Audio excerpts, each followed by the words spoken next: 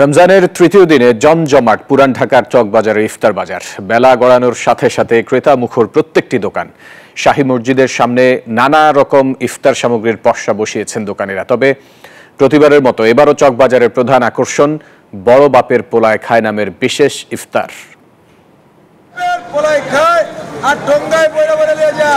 এইভাবেই হাক ডাকে মুখর চকবাজারের ইফতার বাজার। পবিত্র মাহে রমজানকে ঘিরে জমে উঠেছে পুরান ঢাকার চকবাজার। শাহী মসজিদের সামনে নানা রকম ইফতার সামগ্রীর পসরা বসিয়েছেন দোকানিরা। প্রতিবারের মতো এবারও চকবাজারের প্রধান আকর্ষণ বড় বাপের পোলায় খায় নামের বিশেষ ইফতার। বিক্রেতাদের ছন্দময় হাক ডাকে দোকানগুলোতে ভিড় জমাচ্ছেন রোজাদাররা। ভালো খাবার, সুস্বাদু খাবার, মাংস পথে এই কালুকের দোকানে পাওয়া যায়। বিয়ে ভাজা মালপোয়া বেচা কিনা আছে, প্রথম একটু ভালো বেচা কিনা ছিল, এখন একটু কম।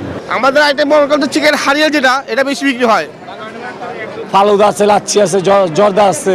এইখানে কিছু স্পেশাল আইটেম যেমন এই জিনিসটা কাবাব আর বড় বাপের পোলা খায়, এইসব টুকটাকের জন্য এই জায়গাটা একটু হাইপ আর কি। স্থানীয় দোকানিরা জানান, পুরান ঢাকার মতো ইফতার গোটা রাজধানীতে আর কোথাও পাওয়া যাবে না। পাওয়া যাচ্ছে বিভিন্ন মুখরোচক কাবাব, শাহী জিলাপি, বেগুনি, আলুর চপ সহ বাহারি ইফতার। আজকে প্রথম আসলাম, বেশ জাঁকজমকপূর্ণ এবং এখানকার খাবারের কোয়ালিটিও আমি শুনেছি যথেষ্ট ভালো। চিকুন জিলাপি খেতে করকরা, আর ওইটা শুকনো শুকনো লাগে, এই জন্য এখান থেকে নিয়ে আসলাম। এটা বিভিন্ন কাবাব আছে, এর মধ্যে থেকে অনেক পরোটা নিলাম, কিছু কাবাব নিলাম, বিভিন্ন টাইপের কাবাব। চকবাজার বলতে আর কি ইফতারি এখানকার বিখ্যাত, এজন্যই সবাই আমরা আসি। নাজির হোসেনের কিংবদন্তি ঢাকা বইয়ে তিনি লিখেছেন, 1857 সালের আগে চকবাজার জমজমাট হয়। তখন থেকেই প্রতি বছর রমজানে রকমারি ইফতার বিক্রি করে আসছেন ব্যবসায়ীরা। স্থানীয়দের মতে 20 শতকের শুরুর দিকেও ঢাকায় ইফতার বাজার বলতে শুধু চকবাজারকেই বোঝানো হতো।